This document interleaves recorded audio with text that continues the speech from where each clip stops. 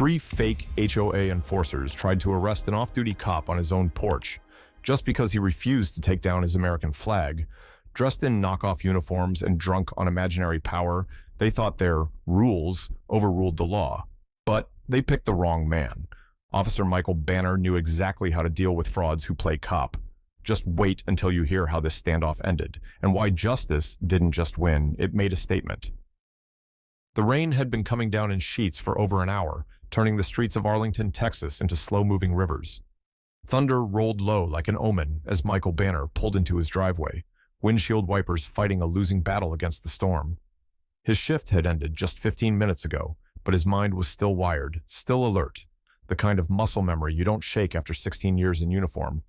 He stepped inside, stripped off the soaked patrol jacket, and hung it by the door. His sidearm and badge, two things he never fully separated from, he placed gently on the oak hallway table, like he always did. Badge facing up, within reach. Michael was home, technically, but the cop in him was never truly off duty. At exactly 7:12 p.m., headlights cut through the sheets of rain outside. He glanced through the blinds. A white Jeep Cherokee rolled slowly up the curb, stopping right at the edge of his driveway. No official license plate, no siren, but a flickering red-blue light bar mounted on top, clearly aftermarket. The lettering across the side read, HOA Community Enforcement.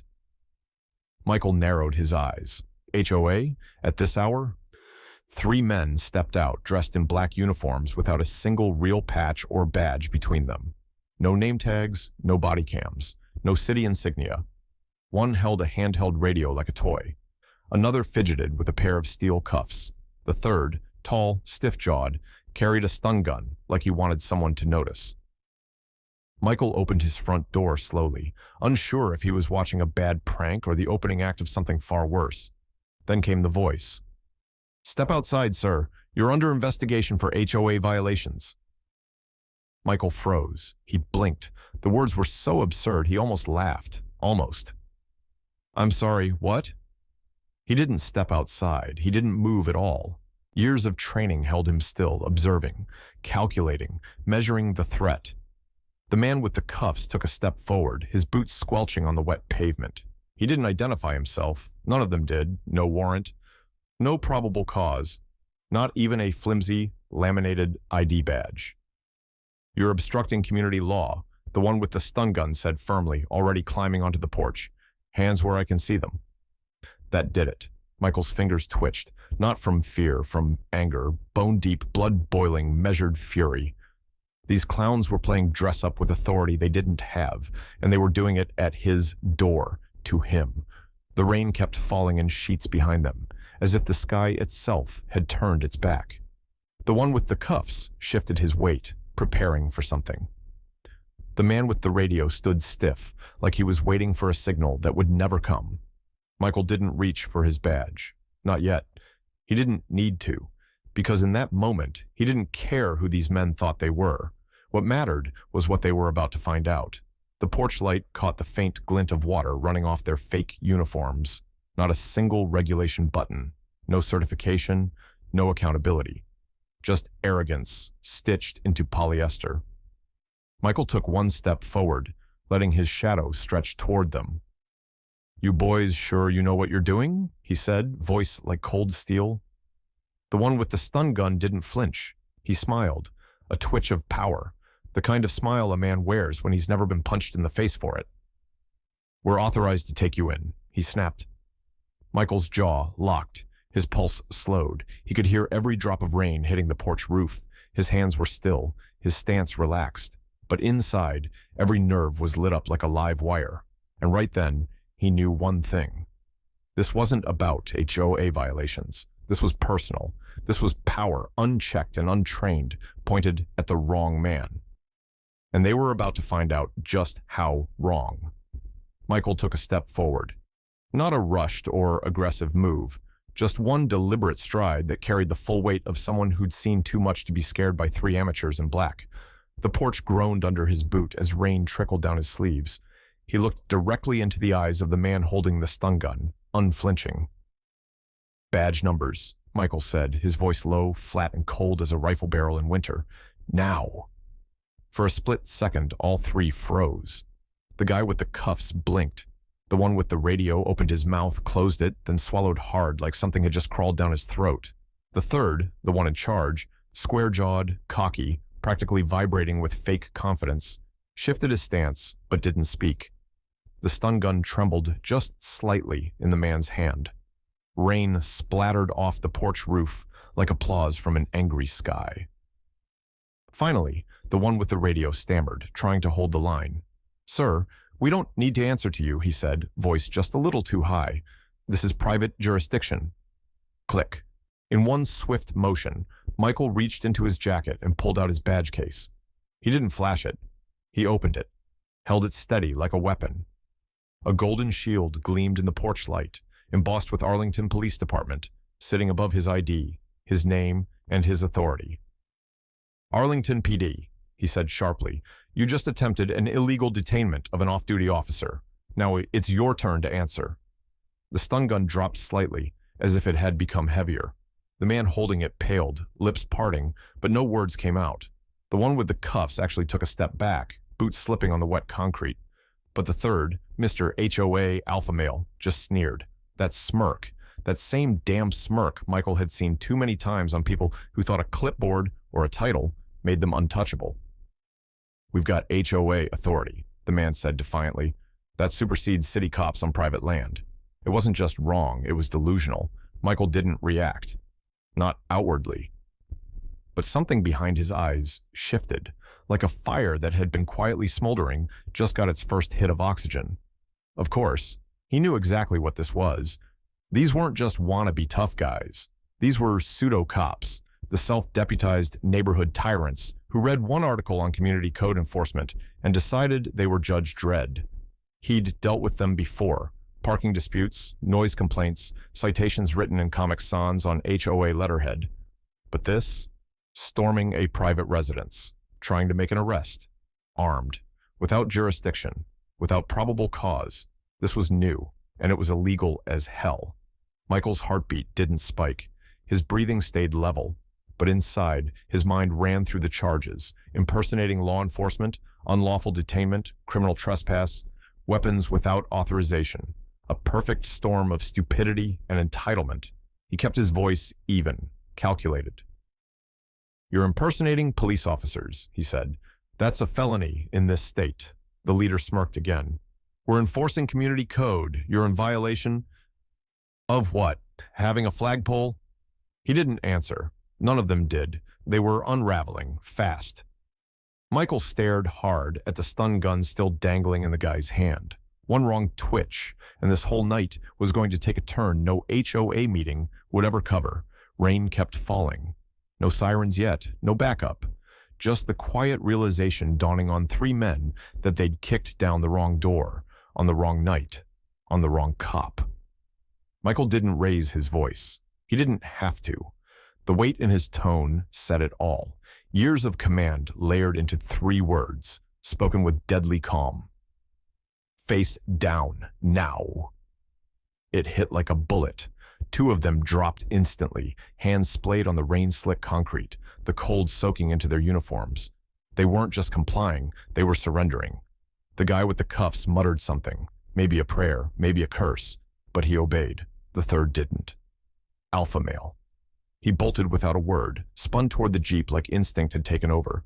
His boots slipped on the porch steps, splashing through puddles, arms pumping like he had a chance. He didn't.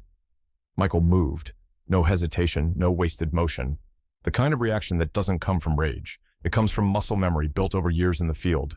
He closed the gap in seconds, caught the runner mid-stride, and used his own momentum against him. Hooked his arm, twisted his balance, and brought him down hard. Wet gravel met skin with a smack. The man howled. Before he could roll or swing, Michael flipped him, pinned him face down, and had his wrist cranked behind his back in one fluid motion. Click. One cuff. Click. The other. But then, motion. Behind him, one of the two on the ground had shifted. Too fast. Too deliberate. Michael turned just in time to see the glint of metal, a concealed blade, small but lethal, drawn from an ankle holster.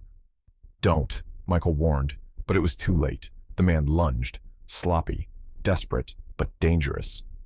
Michael sidestepped, caught his arm mid-swing and drove his knee into the guy's gut. The blade clattered to the ground. One strike to the elbow, nerve hit, another to the neck. Stunned. He dropped like a puppet with cut strings. Michael straddled him, flipped him onto his stomach, and snapped the cuffs on tight.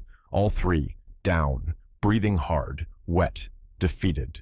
Michael stood over them, chest heaving once. Just once. Adrenaline controlled. Rain still pounding like war drums all around. He grabbed his radio, thumbed the button. "Dispatch, this is Officer Michael Banner. Badge 6442. I've got 3 in custody. Charges include impersonating law enforcement, unlawful detainment, trespassing, and assault with a weapon. Request backup and transport." Static hissed, then came the calm response. "Copy that. 6442. Units en route." Michael let go of the button and turned back to the 3 bodies sprawled on the driveway. "You idiots think HOA gives you police powers?" he barked. His voice, sharp now, stripped of the restraint he'd held onto until that moment. One of them, still coughing, tried to speak, face pressed into the wet gravel. We were just enforcing community rules." Michael stepped closer, crouched, his knee pressing into the back of the one who had drawn the knife, voice low, tight with fury. "You stormed my home," he growled. "You threatened me. That's felony impersonation of law enforcement. You're done." And this time, nobody had a smart answer. The real cops arrived in minutes. 2 marked units cutting through the downpour, sirens off but lights flashing. The officers stepped out, hoods up, boots crunching on wet gravel. They took one look at the 3 cuffed men lying face down in the rain and paused. Their eyes moved to Michael, standing over the suspects with all the calm of a man who'd just taken out the trash. One of the officers, Rodriguez, a patrolman Michael had trained years ago, let out a sharp breath through his nose, clearly biting back laughter. "Tell me this is exactly what it looks like," he said, raising an eyebrow. Michael didn't smile. He didn't blink. "Oh, it's worse," he said, handing over a flash drive in a Ziploc bag. "Doorbell cam, whole thing. Video and audio." Rodriguez took it, looked down at the cuffs, then back up at the drenched, groaning mess on the pavement. "You got all that on cam?" he asked, almost amazed. "Everything," Michael confirmed. "Clear shot, clear sound. They tried to arrest me on my own porch." The other officer, Jennings, gave a low whistle. "You gotta be kidding me." "Nope," Michael said. "No warrant, no authority, no clue." As backup units began loading the suspects into cruisers, things started to unravel fast. Names were taken, IDs checked, questions asked, and the more they learned, the worse it got. All 3 imposters were locals, neighbors, HOA board members, as it turned out, self-appointed enforcers of neighborhood standards. The guy with the stun gun was Jason Talbert, a former mall security guard who'd been fired 6 years ago for excessive force. The one with the radio, Carl Mintz, was a cable technician with a chip on his shoulder and an inflated sense of purpose. And the third, Trevor Lang, was the 22-year-old son of the current HOA president. No credentials, no training, just entitlement in a black uniform. Their motive? Petty, absurd, dangerous. Michael had installed a flagpole in his front yard a year ago, an American flag, standard size, lit at night, mounted to code. But the HOA, desperate for something to flex over, had cited it multiple times as a violation of neighborhood aesthetics. Michael had refused to remove it. That refusal, apparently, had triggered some kind of fantasy justice operation. So they geared up, slapped on fake badges, loaded into a white Jeep with Amazon-bought strobes, and tried to enforce their will on an actual police officer. It didn't go well. As statements were taken and Miranda rights read, the list of charges began to grow like weeds. Criminal impersonation of law enforcement, attempted unlawful detainment, trespassing with intent to intimidate, assault with a deadly weapon, thanks to the concealed knife, threatening behavior, conspiracy to commit felony impersonation. Rodriguez shook his head, scribbling notes. "I've seen some HOA power trips before," he muttered, "but this one's going in the Hall of Fame." "They really thought they could pull this off?" Jennings added, watching as one of the men sobbed in the back seat of the squad car. Michael didn't answer. He just stood there, rain dripping from his collar, watching them get driven away one by one. And for the first time that night, he smiled. Just a little. By the next morning, the sun was out. but the neighborhood felt like it hadn't quite woken up yet. The air was heavy with silence, the kind that settles over a street when something loud has just happened, something people are still pretending didn't. The usual Friday morning HOA meeting, scheduled every second week without fail, was canceled before sunrise. No explanation, no reschedule, just a hasty email marked postponed until further notice. The HOA's attorney, a man usually seen only during annual budget votes, had shown up at the clubhouse just after 7. He stayed exactly 23 minutes behind closed doors with the remaining board members, what few hadn't lawyered up already, and left without saying a word. People noticed. By 9, the story had broken. Local paper, top of the fold, bold black letters. Fake HOA officers, tased real cop, ended up in jail, Dallas Morning Watch, with a full-page write-up. Picture of the suspects blurred out. Michael's name not used, standard protocol, but the facts were all there. The unlawful detainment, the fake authority, the stun gun, the knife, the cuffs, and the ending. Oh, that ending. Michael Banner sat on his porch, just like he did most mornings, but this time with a fresh cup of black coffee and no rush to be anywhere. He wore a plain gray t-shirt, jeans, and the same calm expression he always had, but something in his eyes was different now, a little sharper, a little more still. Neighbors passed by, one by one. Some waved quickly, offering polite, nervous smiles. Others nodded with real weight behind it, nods that said, "Thank you." A few crossed the street before reaching his house, pretending to check their phones, avoiding eye contact altogether. He didn't wave back, not out of pride, just observation. Halfway through his coffee, a family 2 doors down passed with their golden retriever. The dad gave Michael a solid thumbs up. The kid whispered, "That's him." And the mom nudged the boy forward, shaking her head, but not without a smile. At the end of the street, on the HOA bulletin board next to the speed limit sign, a new notice had been pinned in uneven plastic sleeve. Big red header, official font, cheap ink, HOA temporarily suspended due to internal review. Michael read it from his porch without needing to move. He could see it perfectly.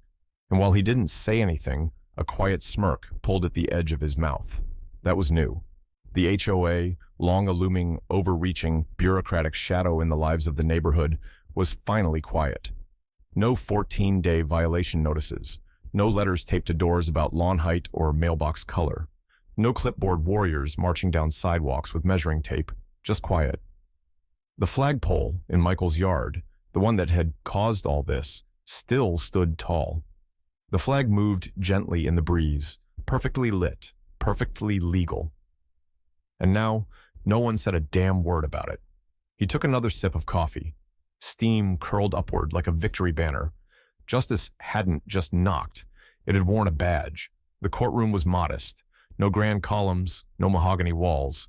Just beige paint, fluorescent lighting, and the low, murmuring anticipation that always comes with a public hearing that smells like scandal. Every seat was taken. A few people stood in the back, phones silenced, but cameras itching in their pockets, hoping for a moment worth whispering about later. Jason Reeves sat at the defense table wearing a rented suit, a size too big, his hands folded tightly in front of him like a child who knew he was in trouble, but still thought he could talk his way out of it. The arrogance was gone now. No fake badge, no smug expression, just a man who looked small under the cold lights, his voice cracking just slightly as he addressed the court. I just wanted Officer Banner to follow the rules like everyone else," he said. "We weren't trying to cause harm. We just felt like no one should be above the HOA guidelines." He gestured vaguely toward the jury, as if trying to pull sympathy out of thin air. A few people shifted in their seats. One woman in the third row rolled her eyes. The prosecutor didn't move, didn't even look down at his notes. When he spoke, it was the kind of clean, measured tone that cut sharper than a raised voice ever could. "You entered the property of an off-duty armed police officer," he said, "without a warrant, with no legal authority, wearing imitation law enforcement gear. You attempted to arrest him. You brandished a weapon. You had a knife on your person. And you claim it was about rules." Jason blinked. The silence in the room grew heavy.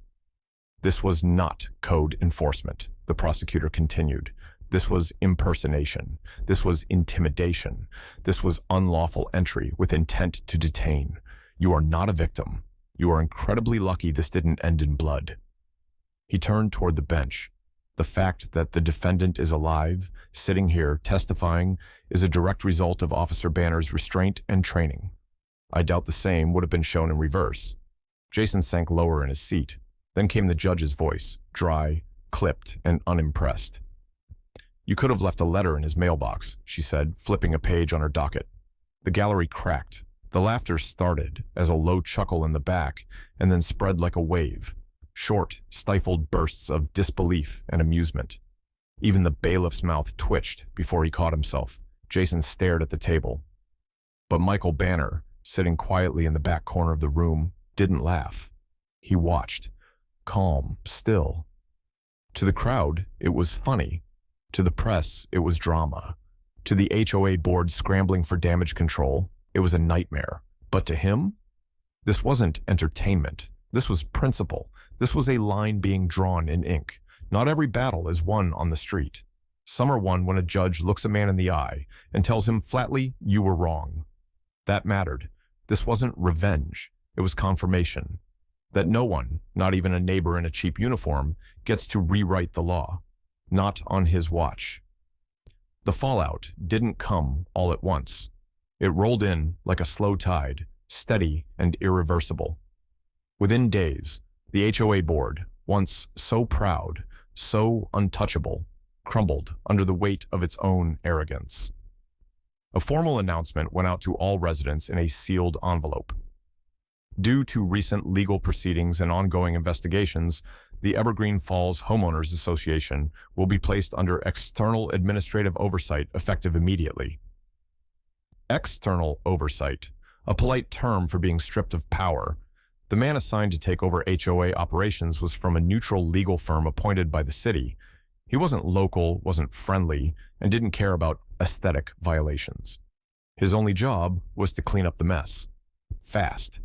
And inside the community, tension began to shift. Those who had once walked tall with clipboards and hollow authority now ducked their heads. The gossip dried up. The snide warnings vanished from doorsteps.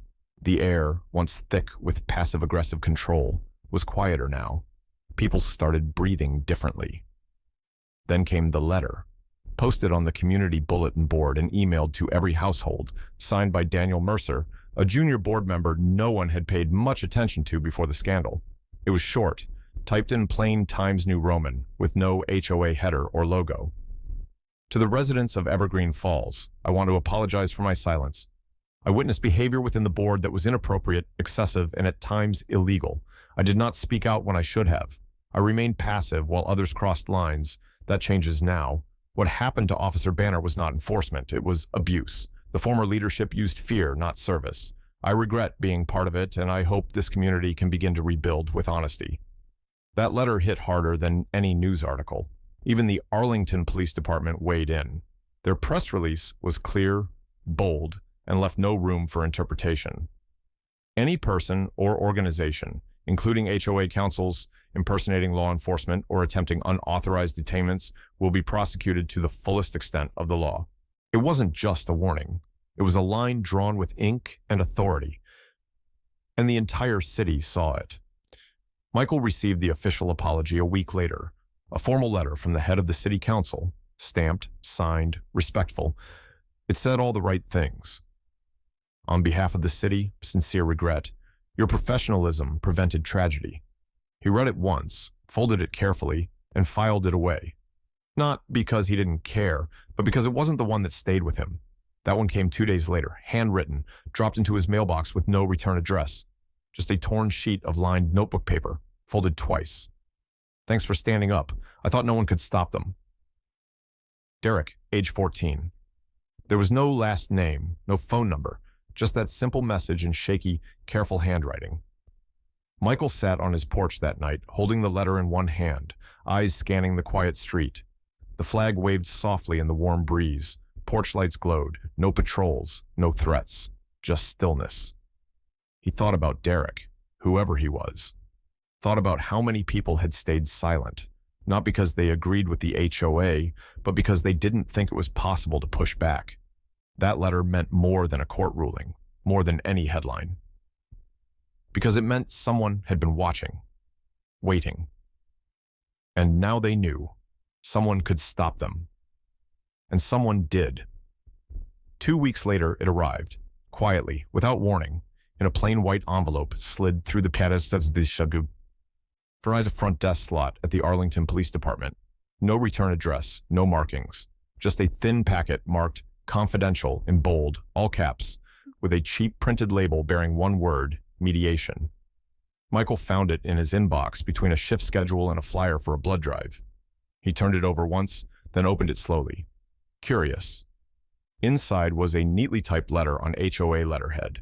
The Evergreen Falls Homeowners Association formally invites you to attend a voluntary mediation process in the interest of restoring trust and resolving any ongoing conflict in a cooperative manner. Your participation would be appreciated. Sincerely, Evergreen Falls HOA Mediation Committee. It was dated 4 days earlier. There was no mention of the attempted detainment, no acknowledgement of the criminal charges, no apology, just an invitation. As if everything that had happened could now be wrapped up with polite conversation and coffee over a conference table. Michael read the letter twice. Then he laughed. It wasn't loud, it wasn't cruel, but it was real and deep. He reached for the black ink pen on his desk, the one he used for citations and sworn affidavits. Carefully, deliberately, he wrote one word across the bottom of the invitation in sharp block letters: declined. Then, below that, he added one more sentence. Next time you send fake cops, make sure they're not breaking into a real one's house. He didn't bother putting it back in the envelope. He taped it to the bulletin board above his desk, right next to a faded photo of him and his old academy unit. A quiet trophy. A reminder. By then, the neighborhood had already changed. The board remained dissolved. The interim administrator was still reviewing old HOA records, and rumor had it that several more members were being investigated for misuse of funds and intimidation tactics spanning years. But none of that mattered as much anymore. What mattered was that since that night, not a single new violation notice had shown up in anyone's mailbox, and no one had said another word about Michael's flag. Not one. It still stood at the center of his front yard, tall and steady, lit from below at night, rustling softly with every breeze, red, white, and blue. Silent, unshaken.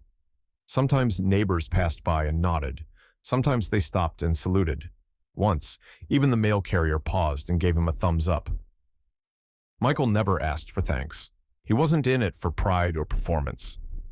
But he'd drawn the line, and now everyone knew where it was. The flag stayed. And the silence? That stayed too.